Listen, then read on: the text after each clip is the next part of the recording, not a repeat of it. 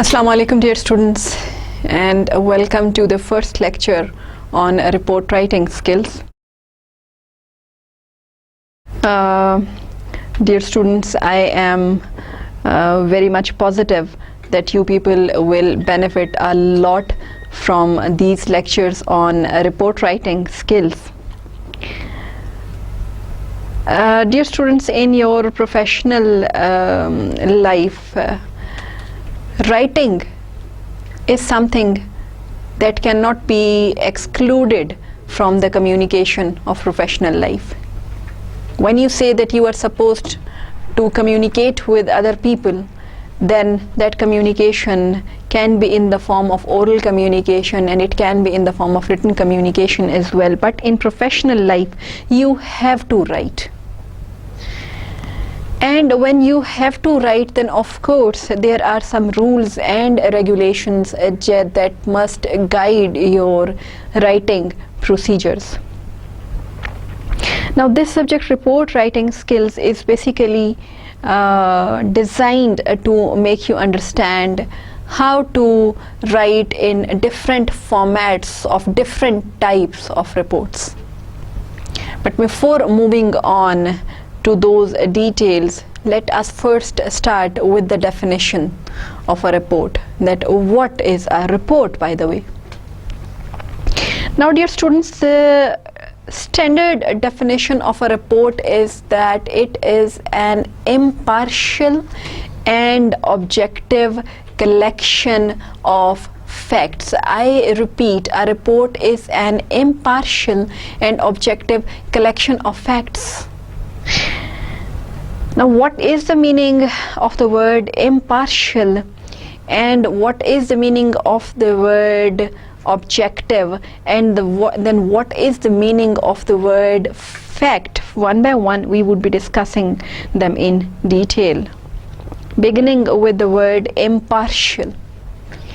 Now, dear students, the word impartial, the quality of being impartial, that means something which is not having any partiality in it, something which is not having any prejudice of yours involved in it, any piece of writing which is not having any bias of the writer in it.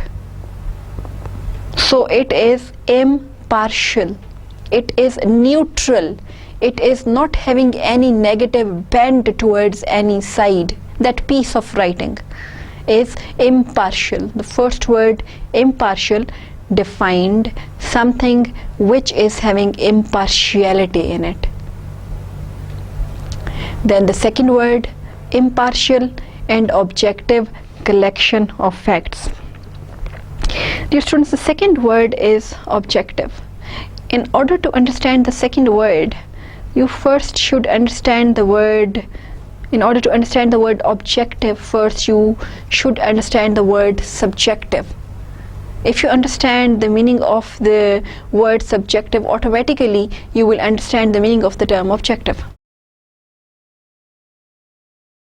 Subjectivity means, dear students, where your personal opinion is existing.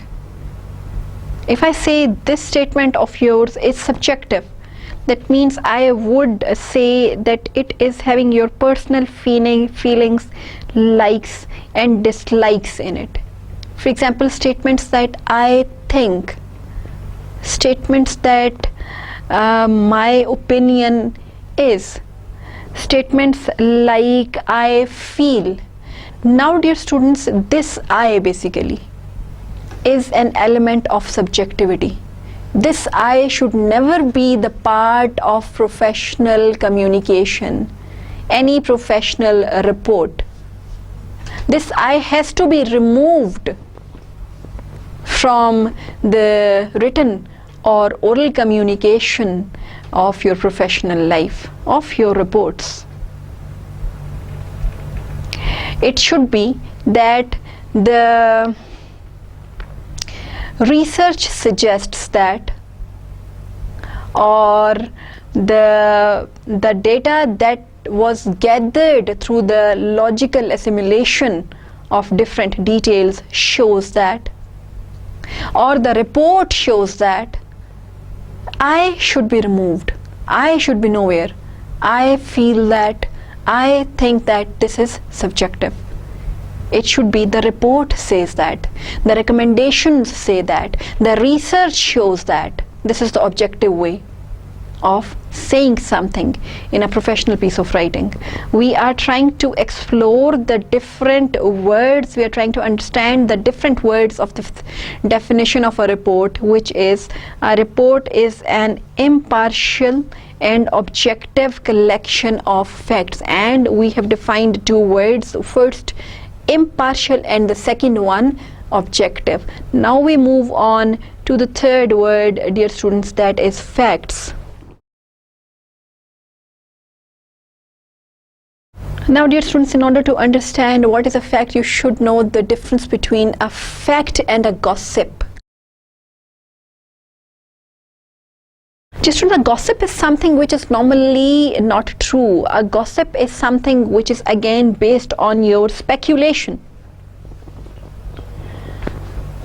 Whereas fact is something which is based on the data that you collected through research, through scientific investigation, or through some experiment, primary research or secondary research.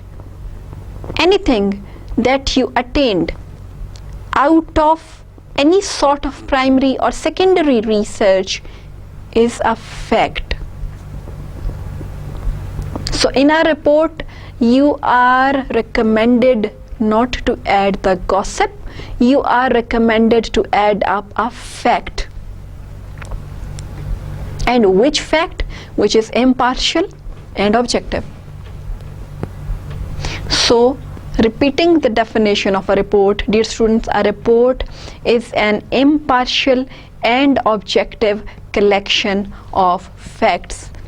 This definition should be clear to you. By now. Now let us move forward. Now, dear students, moving forward, I should be telling you something about the types of communication. Internal communication. There are two types of communication existing: internal communication and external communications. This division is on the basis of location, by the way, where the communication process is going on. This has nothing to do with other types.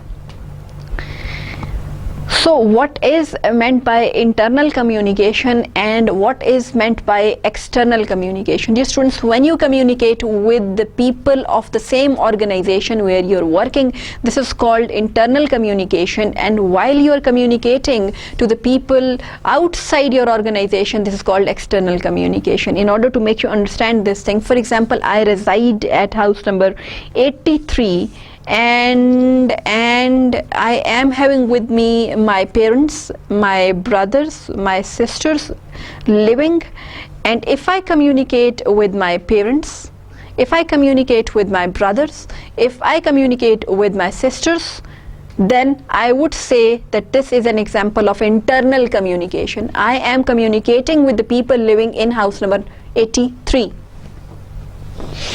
But dear students, if somehow I communicate with the residents of house number 82, this would be an example of external communication. Or if I communicate a passerby on the road outside my house gate, this again would be an example of external communication. So, two types of communication: internal communication plus external communication. I think quite clear to you. Why am I telling you these two types of communication? The reason being, different formats of different professional messages are used either for, there are some formats in professional communication that are used only for internal communication. There are some specific formats that are specific for external communication, and there are some formats that exist both for internal communication as well as external communication. And a report is that format that is used, that can be used both for internal communication as well as external communication.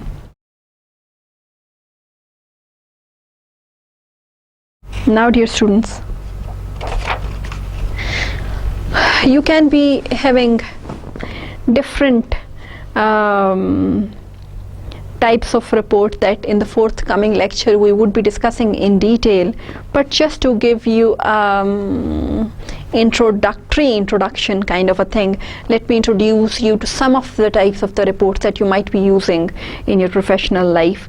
You can be having formal reports, you can be having informal reports, you can be having voluntary reports, you can be having authorized reports, you can be having analytical reports, then you can be having informative reports, you can be having persuasive reports, periodic reports, annual reports, monthly reports, daily reports. There are many more to these types. Just simply giving you brief intro of these types that I just mentioned. Dear students, a formal report basically is a type of report that is a longer one. Normally this word formal is used with the word language. When this word formal is used with the word language, the story is different, but when this word formal is being used with the word report, the story is a bit different. When you use the word formal with the language, it means you're supposed to use formal language, whereas when you use the word formal with the report, this simply normally means that it is a lengthy report having some additional supplemental and extra parts attached to it, more than 10 to 15 pages. A long report. You might be having formal language or informal language, depending on the requirement, or less formal language. Whereas, dear students, an informal report is a report which is a short report. I repeat again, when normally you use the word informal with the language, it's having a different meaning. It means informal language. But when you are using this word informal with the report, normally it means a short report. The other name of an informal report is a short report, normally less than 10 pages. Then, dear students, there is a report that I call the voluntary report. When you are writing any report, dear students, on your own initiative, when nobody else has asked you to write any report, nobody else has requested you to write any report or ordered you to write any report, you are writing that report on your own initiative, you will be calling that report the voluntary report. Authorized report. Dear students, if somebody else, any of your senior organizational professional life colleague has asked you to write a report, or if somebody else has requested you to write a report, then in that situation you are not writing the report on your own initiative, you are writing it on the request or command of somebody else, order of somebody else. In that case, that report will be called an authorized report. Then, dear students, I use this terminology, the informative report. Any report, dear students, that will be giving you simply an information of anything. For example, I am writing a report on the number of the chairs in different classrooms, on all the classrooms of ComSats. I am simply trying to gather some information, simply trying to you can say show up some information in this report, that is only the number of chairs in all the classrooms of ComSats. I am simply informing. So such reports in which any information is being given are called the informative reports. Analytical reports. If the topic of the report is the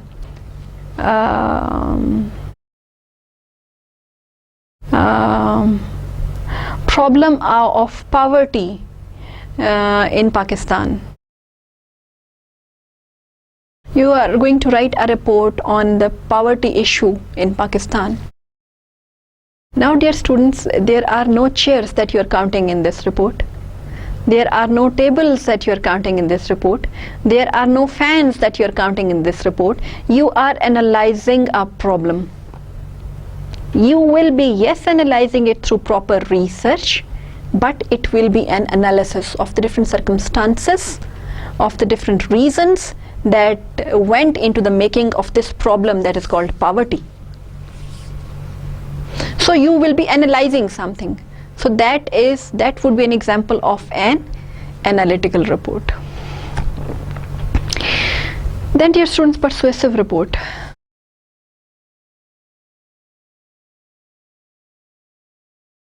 In an informative report, you are simply providing the information. In an analytical report, you are analyzing a particular situation. And dear students, in a persuasive report, as the word persuasive itself shows that it is coming from the word persuade, to persuade.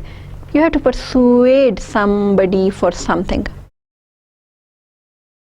For that, you might take the help of an information, of an analysis, of some logic, of some research, but the end is that you have to convince someone for something. For example, if you're writing a persuasive report in which you have to convince your authorities that they must be hiring 10 new managers for your organization, so you would have to persuade them. You would have to convince them for this action. So that would be an example of a persuasive report. Then, dear students, you might be having, yes, these annual reports, periodic reports, monthly reports that are being repeated, reports that are being repeated after regular intervals of time. These are called the periodic reports.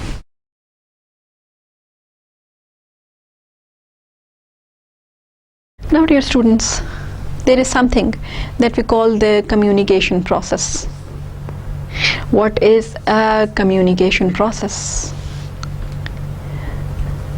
Well, dear students, when we say that the entire life of ours as human beings is revolving around communication, then actually it means that it is revolving around many communication processes in our personal life as well as in our professional life. You have to talk to other people. You have to communicate with other people because of plenty of reasons. This is how the life goes on planet. And when you start the communication process, when you start communicating with someone, you initiate something that is called a communication process. I say hello to you, I say assalamu alaikum to you, then I am sending a message to you. Now I am the sender of the message. And when I have sent a message to you, you are the receiver of the message. Now from you I expect a reply in the form of wa alaikum assalam. Now when you, the receiver, send me back this message, wa alaikum assalam, then this is the feedback. This wa alaikum assalam is the feedback that I wanted. Now here the communication process gets complete. Sender sends a message, the receiver receives the message, and then the receiver sends back the feedback to the sender through some medium. These are the 5 elements of a communication process: sender, receiver, message, medium, feedback. Now, dear students,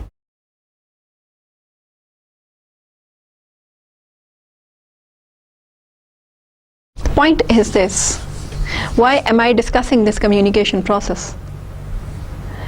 Because I want to tell you, dear students, what is meant by a successful communication process and what is meant by an unsuccessful communication process. or a failed communication process. When, as a sender, you are sending a message, you are expecting a feedback. If you get back the desired feedback, the feedback which you wanted from the receiver, if you get exactly the same feedback which you wanted, you will call your communication process a successful communication process. But dear students, if when I am saying Assalamu alaikum, there are two situations. One, that you reply back, Wa alaikum assalam, I am getting the desired feedback, this is a successful communication process.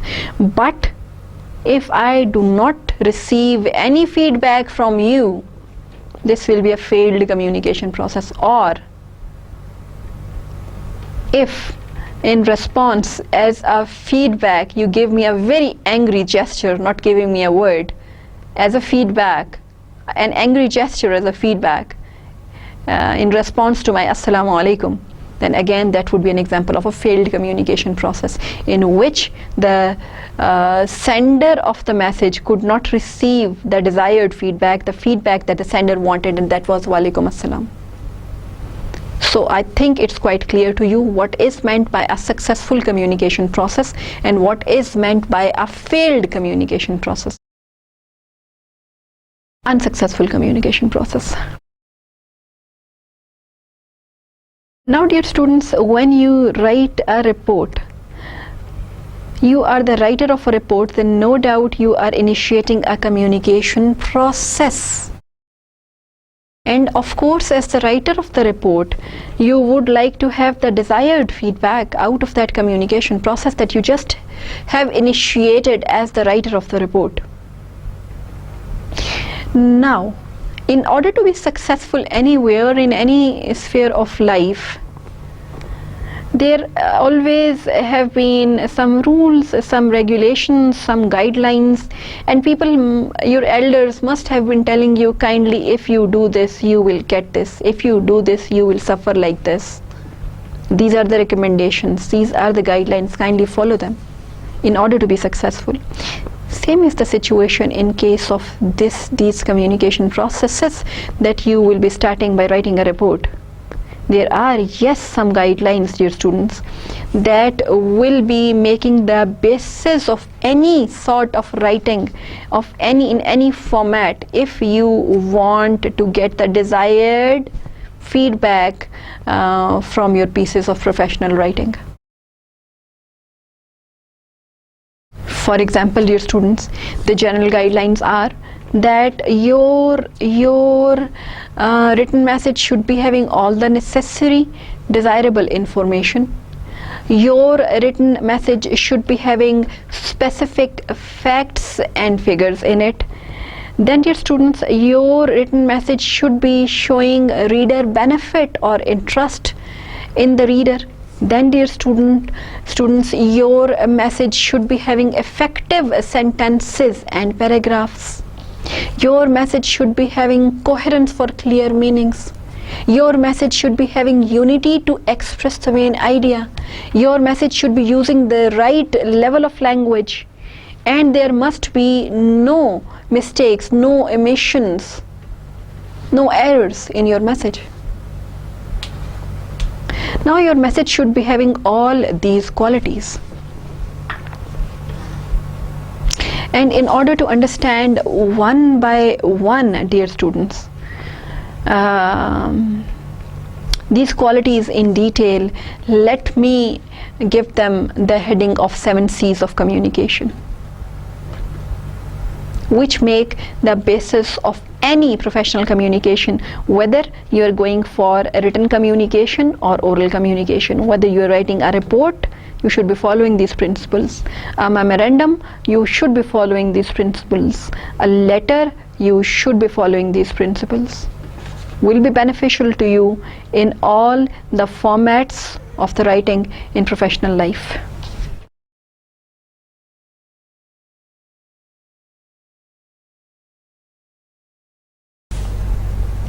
Okay, dear students, the 7 C's are completeness, conciseness, clarity, concreteness. I think I repeated concreteness for the second time. Completeness, then conciseness, then clarity, then concreteness, courtesy, consideration, and correctness. One by one, we will be discussing each in detail, and now we begin with the first one, that is completeness.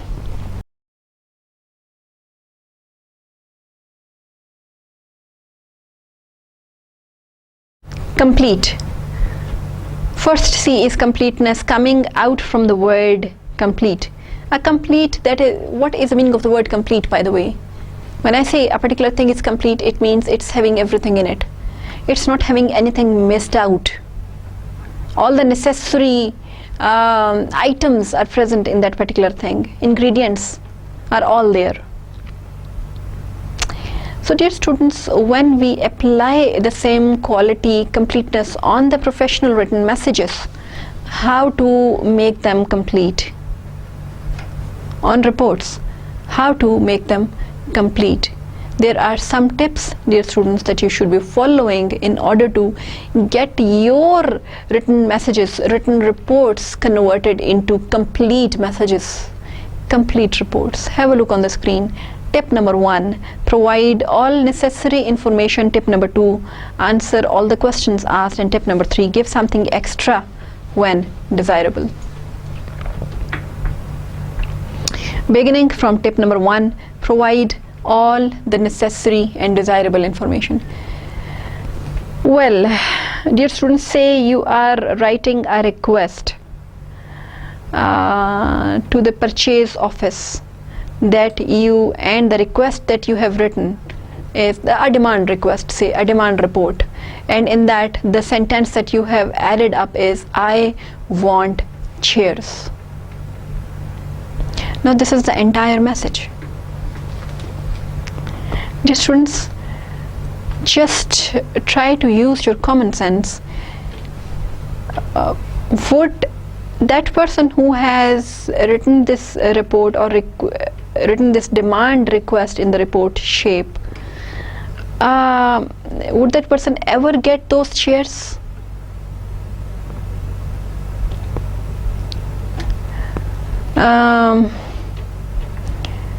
Two chairs are required, 3 chairs are required, 5 chairs are required, 10 chairs are required, 100 chairs are required, not mentioned anywhere. When are those chairs required? Nobody knows.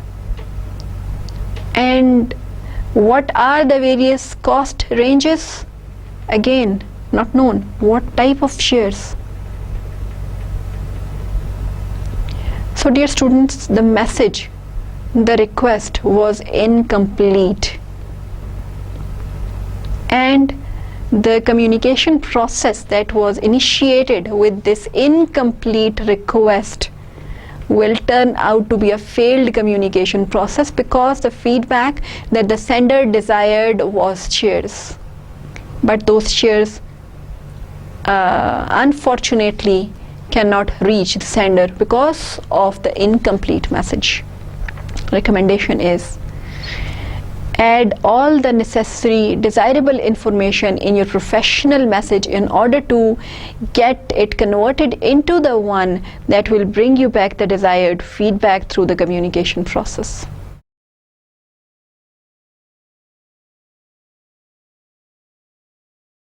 Then dear students, if you are writing a report, then the second, and you want to get your report converted into a complete report, the second tip that you should be following is, they should be answering all the questions that are asked or that might be asked. There are 2 types of questions that are asked clearly. For example, some customer of yours in writing has demanded, say, some details about any product of yours in bullet form. Question number 1, question number 2, question number 3, and question number 4. And you have answered them all. Fine. Answer all the questions. You have answered all the 5 questions. But there are some questions that might be asked, that might be there in the mind of the customer, but he or she forgot somehow to add those questions up in the request, so you can answer them yourselves as well. So you must be answering all the questions that are asked or that might be asked in order to get your message converted into a more complete message with a very good will.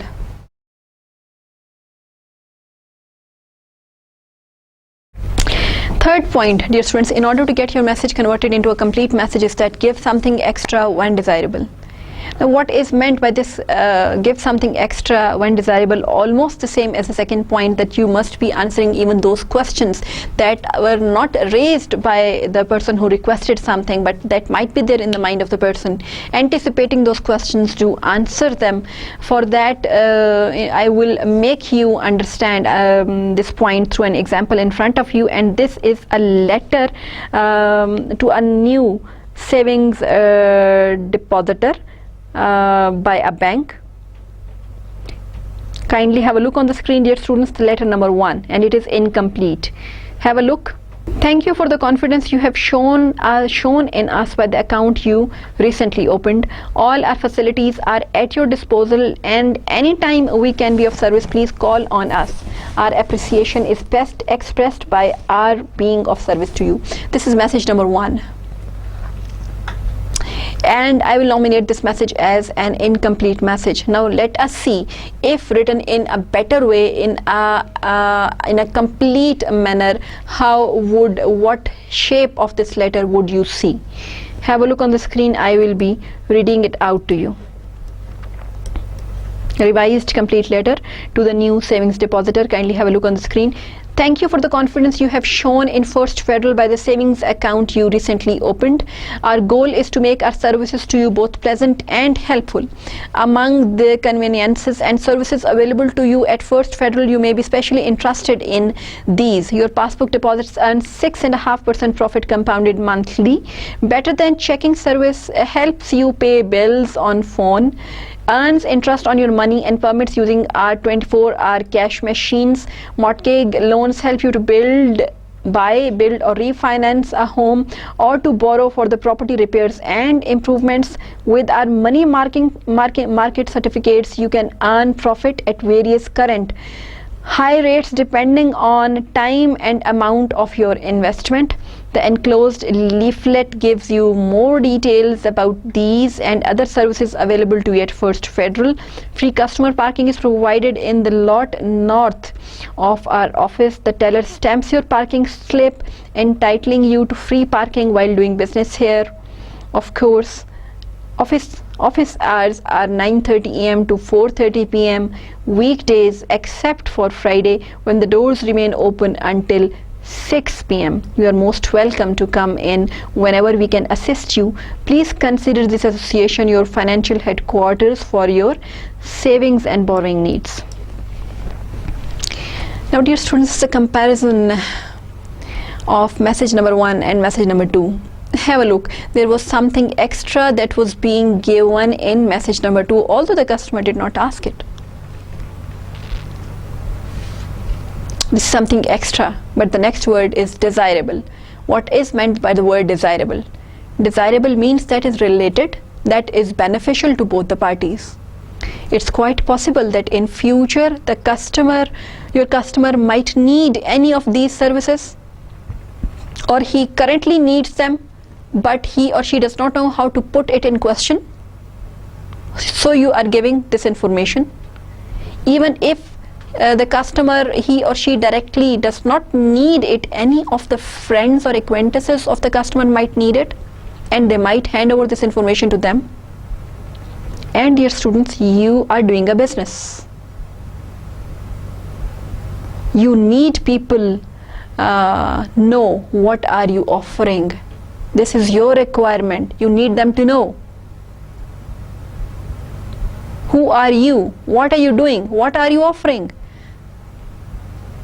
So it will improve your business as well.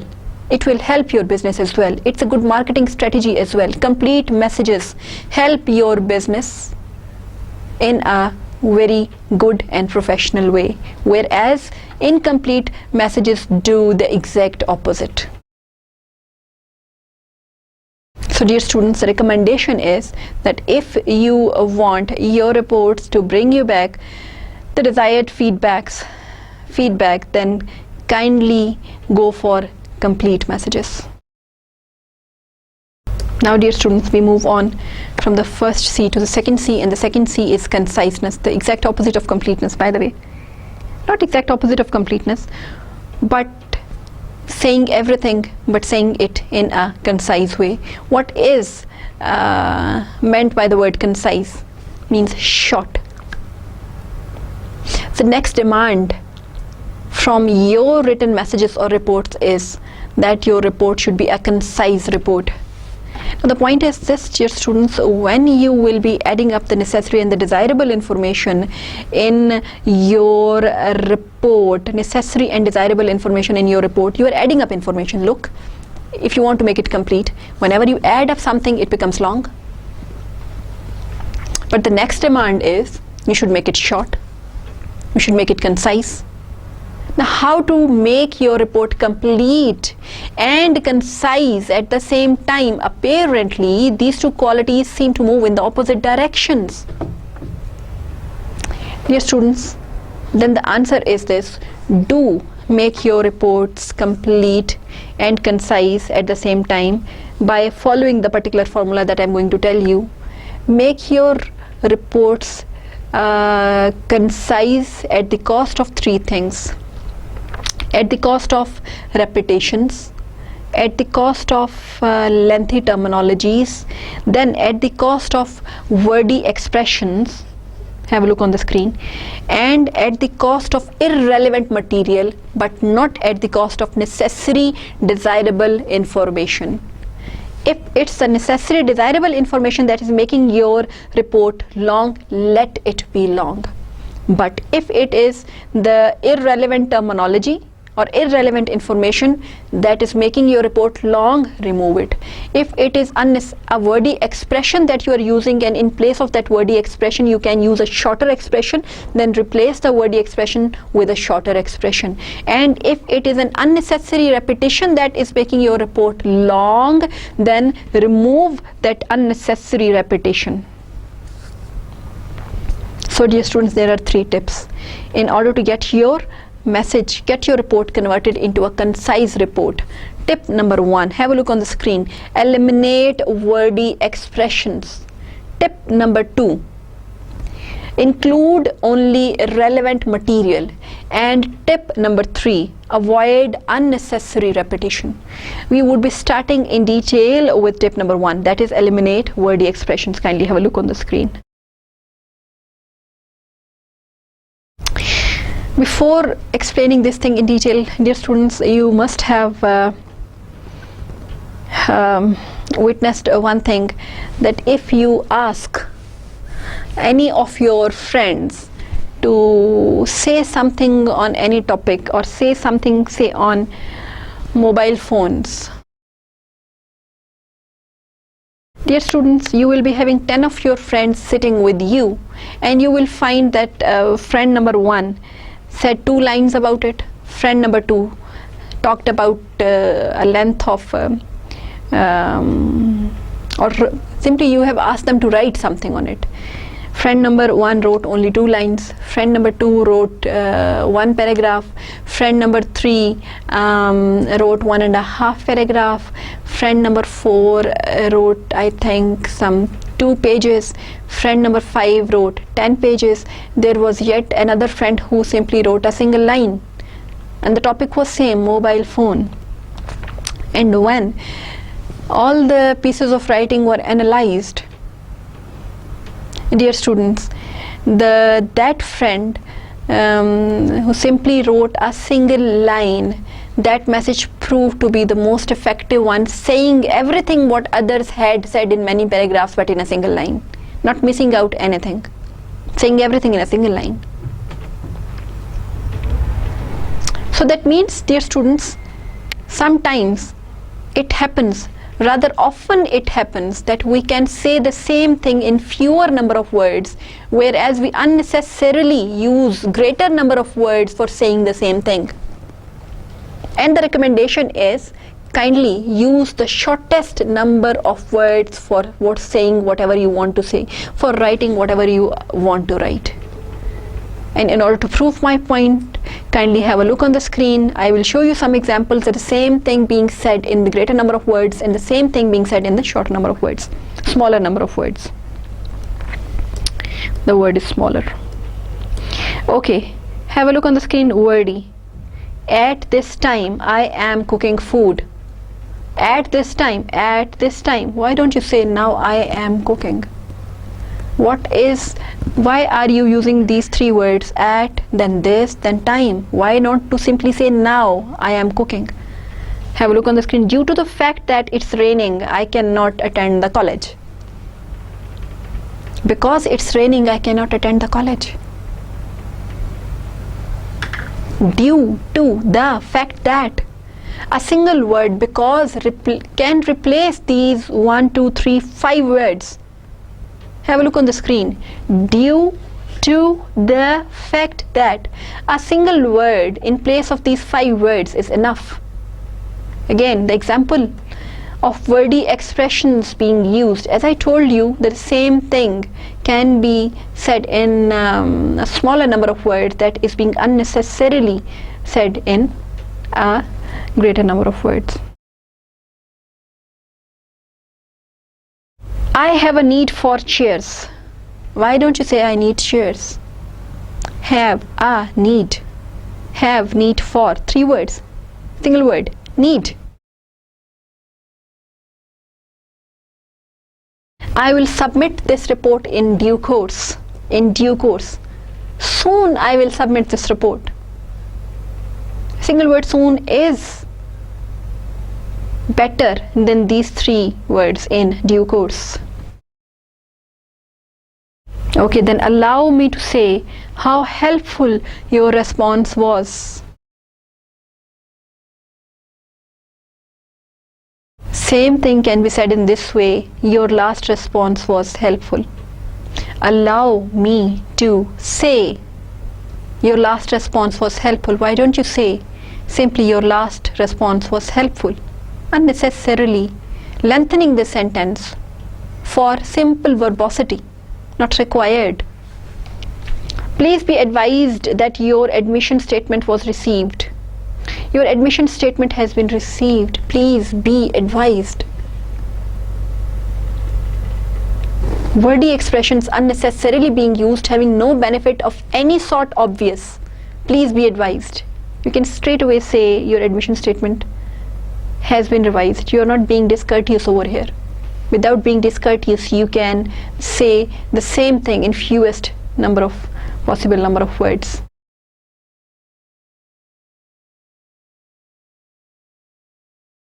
Some other examples. It was known by Mr. Smith that we must reduce inventory. It was known by Mr. Smith that we must. Passive voice is being used, and normally passive voice utilizes greater number of words as compared to active voice. Unnecessarily do not try to play with passive voices. Try to be in active voice as much as possible. Over here, this thing directly can be said as Mr. Smith knew we must reduce inventory. It was known by Mr. Smith that we should reduce inventory. Number of words, let us count. Kindly have a look on the screen. 1, 2, 3, 4, 5, 6, 7, 8, 9, 10. The first sentence. And second, 1, 2, 3, 4, 5, 6. 10 versus 6. If you in a report can cut down 4 words in each sentence and the report is of 200 pages, don't you think the report would reduce half to its size? Just because of the unnecessary words and wordy expressions being removed. There are 4 rules that should be observed. You need not to use this wordy expression. There are 4 rules that should be observed. You simply can directly say 4 rules should be observed. She bought desks that are of executive type. Kindly have a look on the screen. We are discussing that there are wordy expressions, there are wordy ways of saying the same thing which can be said in a better and a concise way. And the examples are proving the fact that yes, people do use wordy expressions unnecessarily, whereas the concise expression for the same thing is already available. but either they do not know it or they do not want to use it somehow. She bought desks that are of executive type. She bought executive type desks. The recipient is the receipt that is enclosed documents. This is a tricky and confused sentence. Let us skip it. Move to the next examples.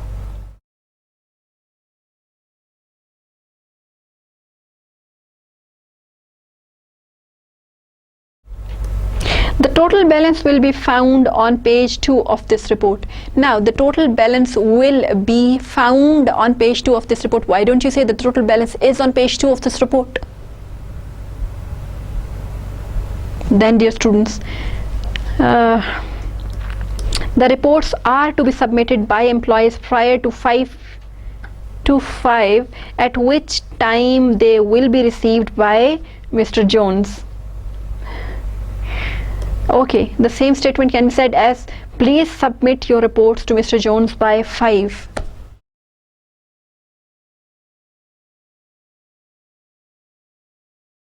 Now, dear students, just imagine that you are standing in an auditorium and a report is being presented to you. The speaker starts presenting the report. 10 minutes, 15 minutes, 20 minutes, 25 minutes, 30 minutes. The clock ticks. 1 hour, 1 hour, 30 minutes. Would you be really attentive even after 1.5 hours, and the speaker who is presenting that report is carrying on and on and on? You are the audience, you are the receiver. Is it humanly possible for you to maintain your attention level? No. You will be losing the grip slowly on the words and ideas and logics coming from the speaker.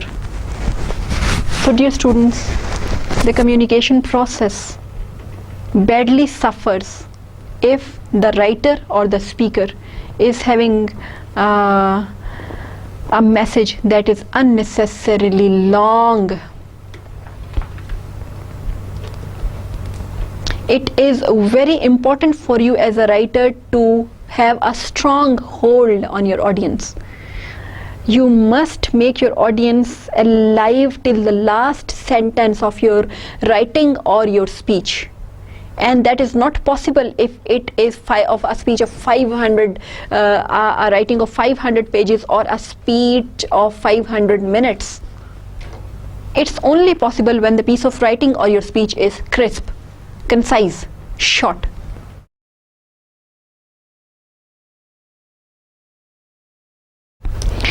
Now, dear students, we move on to the second tip of getting your message converted into a concise message, and that is include only relevant material.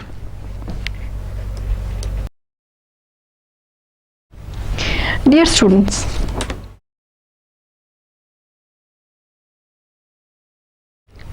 I am, say, writing a report or a message in which I am trying to advertise my bank.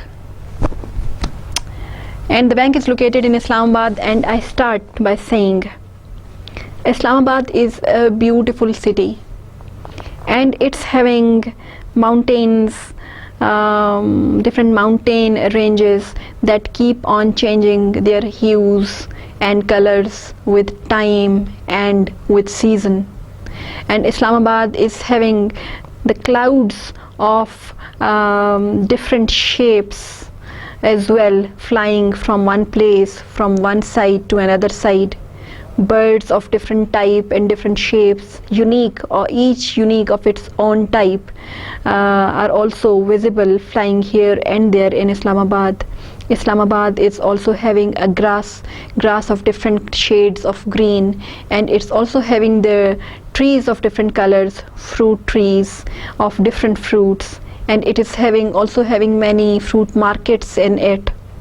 And our bank is also a part of this Islamabad city. Please do visit our bank whenever you would like to visit it.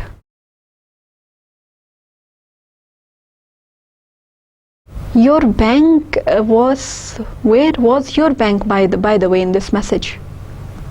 Or what your bank has to do with the mornings and evenings and the clouds and trees and grass of Islamabad?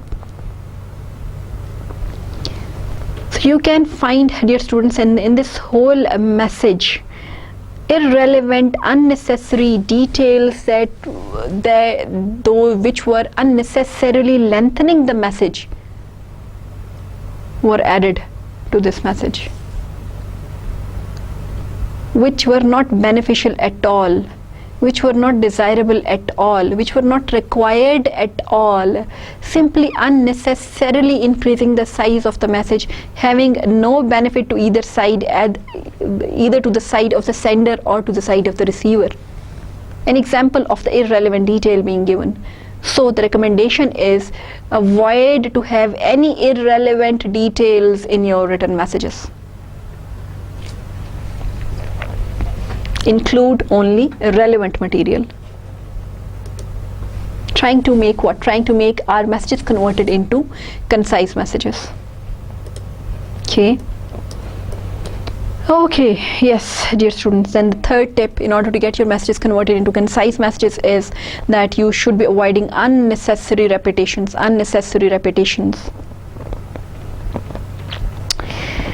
Okay. Now, dear students, repetition is of two types. One is the repetition of some information, and the other one is the repetition of some names of some words. Both are not recommended. For example, there is some information that you are launching a Lux product. You have already launched, for example, the Lux soap as a product, and that soap somehow won 3 prizes in the last month. Now you are writing a message to somebody, and how you are starting that message, kindly listen to me. Our Lux product won 3 prizes last month, and Lux company is having 7 offices in Islamabad, and it is having 5 offices in Rawalpindi, and it is having 6 offices in Jeddah. Our Lux product won 3 prizes last month. Then Lux soap is best soap for the skins of all types. If you are having dry skin, even then Lux soap is best. If you are having normal skin, Lux soap is best. If you are having oily skin, Lux soap is best. Our Lux product won 3 prizes last month.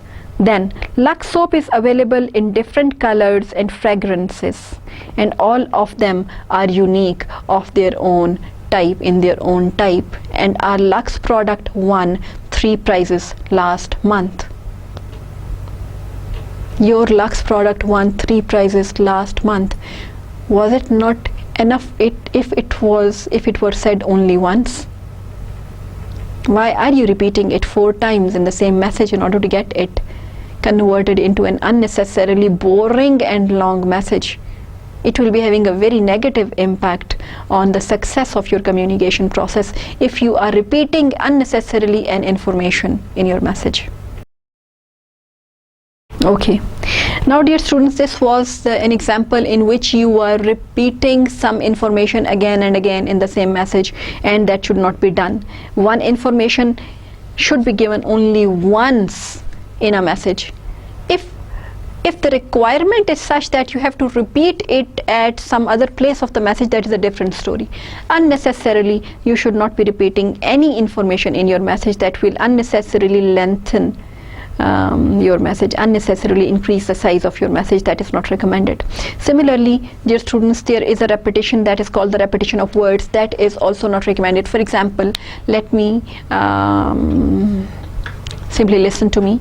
Pakistan Telecommunication Organization is the biggest communication network of Pakistan, and Pakistan Telecommunication Organization is providing the networking facility all over the country, And Pakistan Telecommunication Organization is having thousands of the employees working with it, and Pakistan Telecommunication Organization is giving the best salary packages to all the employees working in it. Pakistan Telecommunication Organization is having the employees with best of their capabilities picked up from the different countries of the world, as well as different cities of Pakistan. Now, dear students, you are repeating the word, the entire name of the company, Pakistan Telecommunication Organization, in each line. Now, this is not an information being repeated. These are the words being repeated. 110 ways. You can replace them with a pronoun. You can replace them with some abbreviations like PTCL, it, or simply our organization. So you should not be repeating the lengthy terminologies, the complete names of the organizations again and again in the message. Not recommended. They will be again increasing the size of your message. That is not recommended for a professional piece of writing. In front of you there are some examples on the screen. Have a look.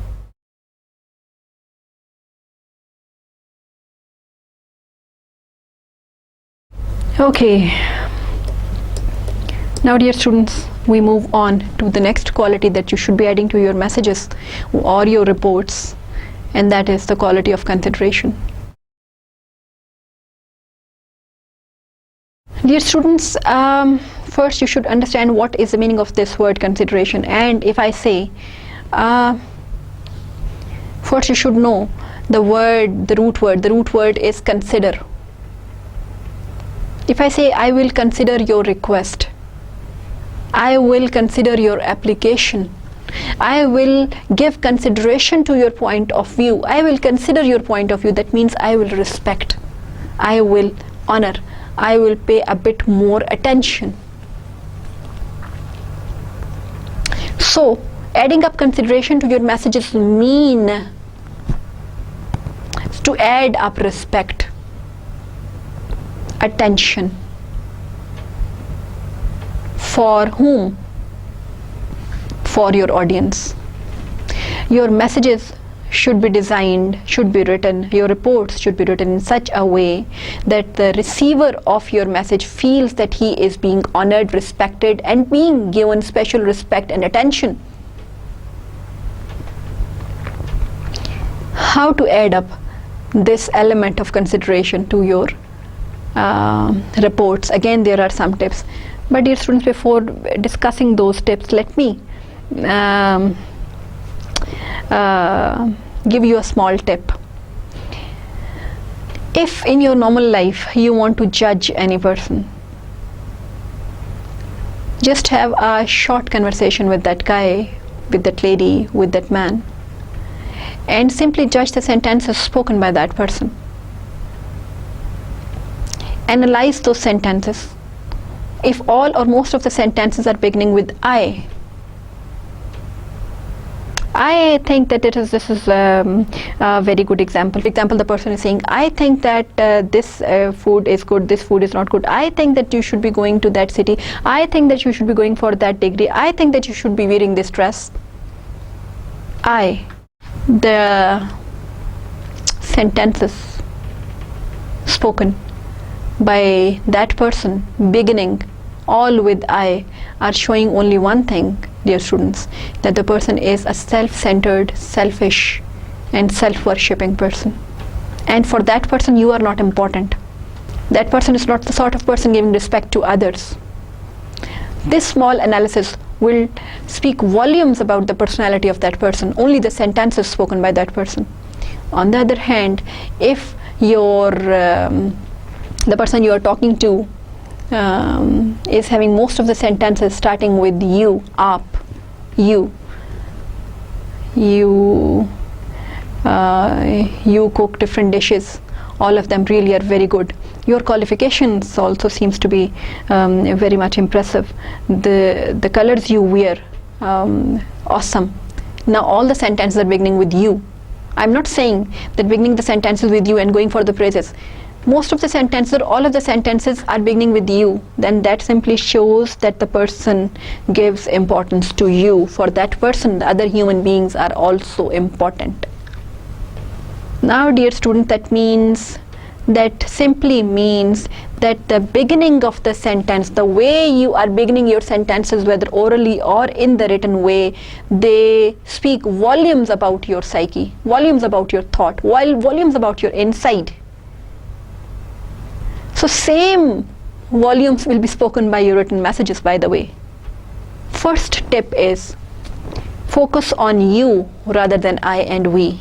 If you want to add up consideration to your messages, there are 3 tips. Number 1, focus on you rather than I and we. Number 2, show audience benefit or interest in the receiver. Kindly have a look on the screen. And number 3 is emphasize positive and pleasant facts. We will be discussing tip number 1, and that is focus on you rather than I and we. Dear students, in 80% of the situations, if you want to add up consideration to your messages, then try to begin your sentences of the written messages of yours with you. Automatically, this quality consideration will get added up to your messages. By beginning the sentence with you. Let us have some examples. Have a look on the screen. Here, in front of you on the screen. The sentence, I repeat again, in most of the examples, in 80% of the situations, if you begin your sentences with you, then you attitude, which is equivalent to consideration, will be added up to your messages. In 80% of the situations, if you begin your sentences with you, then you attitude, which is the required one, which is the right attitude, will be added up to your sentences if you start your sentence with you in 80% of the situations, whereas in 20% of the situations it is the exact opposite that we'll be discussing later. Have a look on the screen. The recommended attitude is you attitude, and the attitude which is not recommended is we attitude. And in 80% of the cases, I repeat, you attitude is added up to your messages if you begin your messages with you. The examples are in front of you. Kindly have a look on the screen.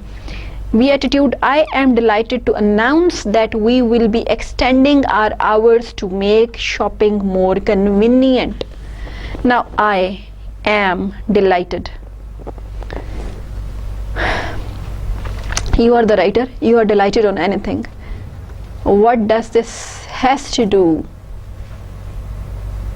with your receiver? It's you. That means I am the writer of the message and I am delighted. Why am I communicating my delight to the other person? This sentence is having I attitude, we attitude. That is not recommended. It's the sentence is not having consideration in it. Now let me have a look on the better shape of the same sentence. This sentence can be said in a better way, in a considerate way, having consideration in it. Kindly have a look on the screen. How? You will be able to shop evenings with extended hours. Now the sentence is beginning with you. That means it's for you. You are important. The sentence now is having you attitude in it, consideration in it. Another example of we attitude. We are sure you must be frustrated by the length of the time it has taken to ship your order for polish gargoyles. Now you attitude, the polish gargoyles you ordered will reach you within a week. Now dear students, the first sentence started with we, whereas the second sentence with you attitude started with you. This is a better shape of the sentence in which your receiver will feel that the report, the message is having more respect, more honor, more attention for him or her. Dear students, I repeat again, in 80% of the situations, if you begin your messages, kindly be a bit clear about it. Listen to me carefully. In 80% of the situations, if you begin your sentences in your written report or messages with you, it adds up you attitude in it. Whereas there are, and if you begin your sentence with we, it adds up I attitude in it. These are the 80% situations. In 80% of the situations, beginning the sentence with you equals to you attitude. Beginning the sentence with I or we equals to I attitude. In there are some exceptional situations, 20% situations, where if you begin the sentence with you, it equals to I attitude. And if you begin your sentence with I, it equals to you attitude. Those exceptional situations will be discussed by us in the next lecture, inshallah. Till then, wish you best of luck in all the good things of your life. Till then, Allah Hafiz.